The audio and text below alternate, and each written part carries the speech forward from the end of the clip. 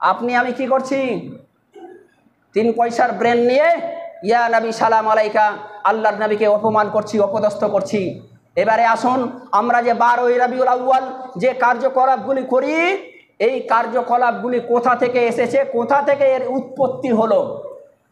আপনাকে জানিয়ে রাখি, শরীয়তে বা ইসলামী পরিভাষায় কোরআন সুন্নাহ থেকে স্বপক্ষে কোনো নির্দিষ্ট দিবস পালন করা সম্পর্কে আপনি কোনোদিন কোনো দলিল খুঁজে পাবেন না।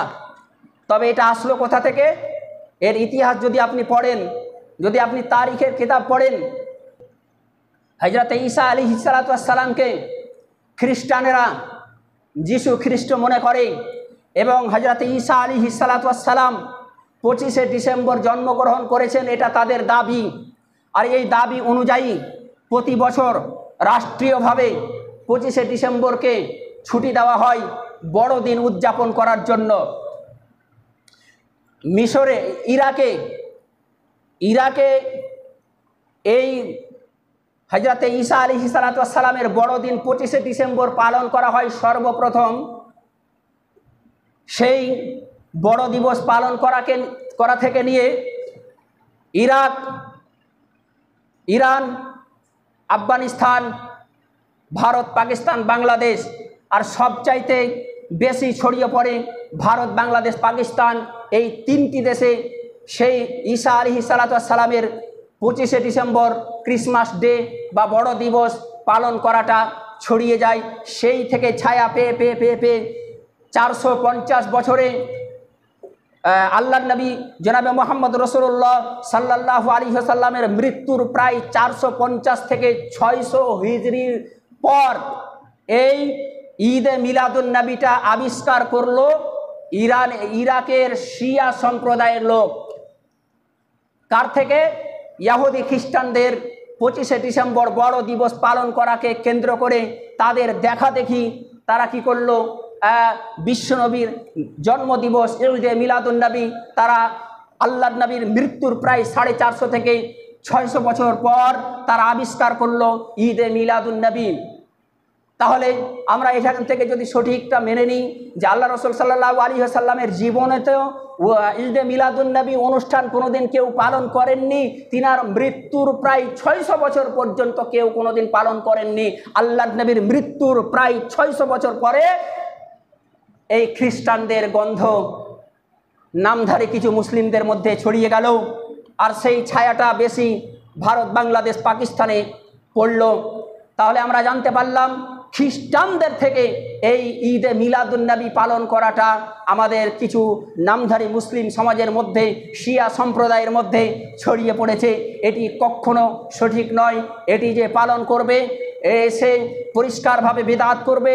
আর বেদাত সম্পর্কে হযরতে জাবের রাদিয়াল্লাহু তাআলা আনহু তিনি হাদিস বর্ণনা করছেন, ওয়ান জাবেরিন রাদিয়াল্লাহু তাআলা আনহু ক্বালা ক্বালা রাসূলুল্লাহি সাল্লাল্লাহু আলাইহি ওয়াসাল্লাম, হযরতে জাবের রাদিয়াল্লাহু তাআলা আনহু তিনি হাদিস বর্ণনা করে বলছেন যে আল্লাহর নবী, বিশ্বনবী জনাবে মুহাম্মদুর রাসূলুল্লাহ সাল্লাল্লাহু আলাইহি ওয়াসাল্লাম হামদ এবং সানা পাঠ করার পরে তিনি বললেন, আম্মা বাদ ফাইন্না খায়রাল হাদিসি কিতাবুল্লাহ, উত্তম বাণী হচ্ছে আল্লাহ রাব্বুল আলামিনের কিতাব কুরআনুল কারীম।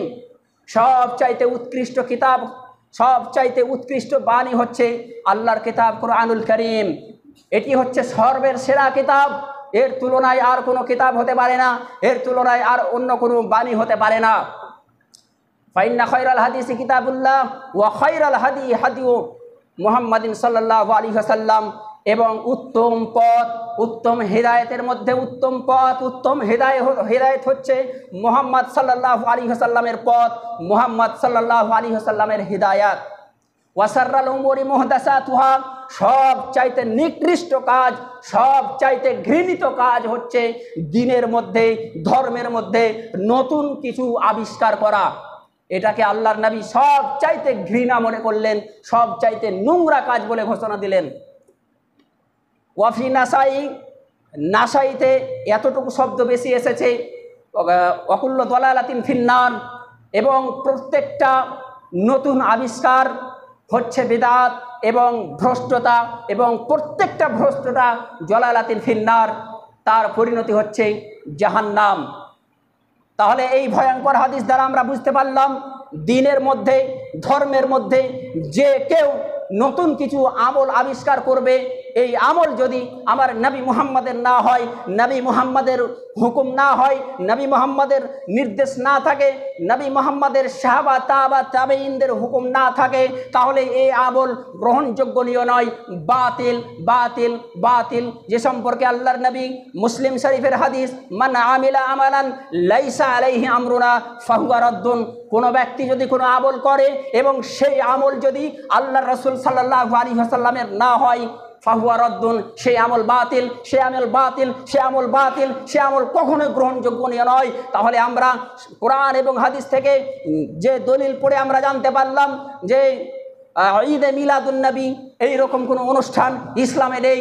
যেই ব্যক্তি পালন করবে সে নিঃসন্দেহে ইহুদি খ্রিস্টান, সে নিঃসন্দেহে নিজেকে ইহুদি খ্রিস্টান দাবি করবে। কেননা এই সম্পর্কে সহিহ হাদিস আল্লাহর নবী জনাবে মুহাম্মদ রাসূলুল্লাহ সাল্লাল্লাহু আলাইহি ওয়াসাল্লাম হাদিসটি রয়েছে আবু দাউদে এবং হাদিসের রাবি হচ্ছে ইবনে উমর রাদিয়াল্লাহু তাআলা আনহু। ইবনে উমর রাদিয়াল্লাহু তাআলা আনহু তিনি বলছেন, মান তাসাব্বাহা বিকওমিন, মান তাসাব্বাহা বিকওমিন, যেই ব্যক্তি বিজাতির সাদৃশ্য গ্রহণ করলো, ফাহুয়া মিনহুম, সেই ব্যক্তি তাদের দলভুক্ত। আল্লাহর নবী বলছেন এ কথা। তাহলে আল্লাহর নবীর ঈদে মিলাদুন্নবী জন্মদিবস যদি আমি আপনি পালন করে থাকি, এই জন্মদিবস যদি ইসলামের না হয়, ইতিহাস পড়ে জানতে পারা যায় এই জন্মদিবস পালন এসেছে ইহুদি খ্রিস্টানদের ঈসা আলাইহিস সালাতু ওয়াস সালামের ক্রিসমাস ডে তথা বড়দিন পালন করাকে কেন্দ্র করে। তাহলে আমরা পরিষ্কার জানতে পারলাম যারা ঈদে মিলাদুন্নবী পালন করবে, এই উৎসবে শামিল হবে, এই ব্যক্তি নিঃসন্দেহে ইহুদি খ্রিস্টান। এ কথা আমার নয়, আল্লাহ রাসূলের ভাষা অনুযায়ী, মান তাসাব্বাহা বিকওমিন ফাহুয়া মিনহুম। তারপরে